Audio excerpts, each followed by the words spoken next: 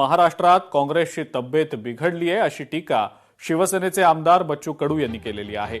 एवढा मोठा पक्ष एक उमेदवारही उभा करू शकत नाही असं म्हणत अमरावतीतल्या काँग्रेसच्या उमेदवारीवरनं बच्चू कडूंनी टीका केलेली आहे।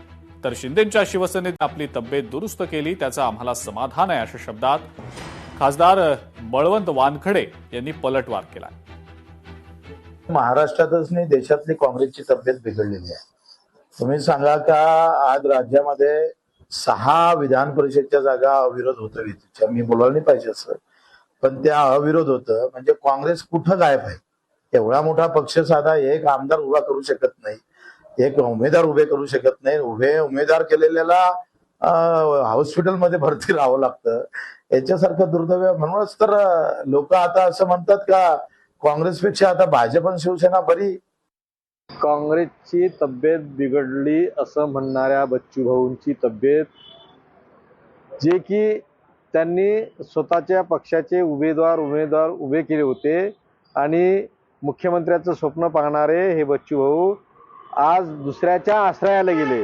हारजीत एखाद्या 2 निवडणुकीत झाली म्हणून काँग्रेस पक्षाची तब्येत बिघडली असं बच्चू भाऊंनी म्हणावं नाही। त्यांनी त्यांची तब्येत आता शिंदे सेनेसोबत जाऊन तब्येत त्यांची चांगली केली आणि त्यांची तब्येत चांगली आहे याचा आम्हाला समाधान आहे।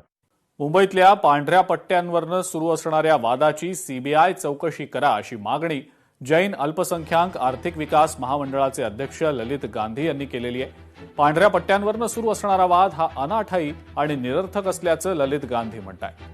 महाराष्ट्रातल्या अनेक मंदिरांमध्ये अगदी कोल्हापुरातल्या अंबाबाई मंदिरात देखील हे पट्टे आहेत, मग मुंबईत सोसायट्यांमध्ये मारलेल्या पट्ट्यांनाच इतका विरोध का असा सवालही त्यांनी उपस्थित केलाय। मला अशी शंका आहे की हे सगळं करण्यामागं कुठंतरी या राज्याला मागं ढकलण्याचं षडयंत्र कुणीतरी करतंय।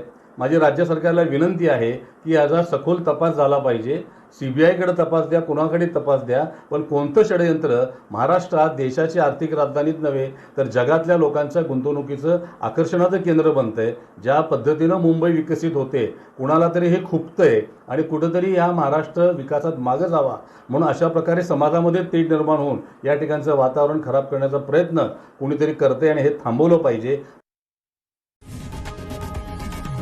लोकशाही मराठी ऐका, पहा, जागरूक रहा।